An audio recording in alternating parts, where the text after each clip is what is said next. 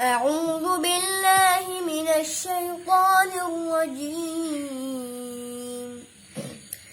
بسم الله الرحمن الرحيم. والتين والزيتون وطور سينين وهذا البلد الأمين.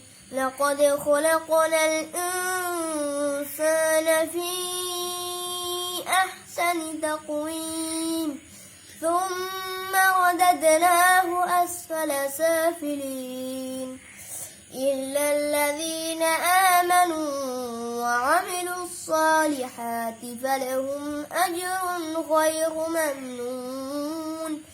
فما يكذبك بعد بالدين أليس الله بأحكم الحاكمين.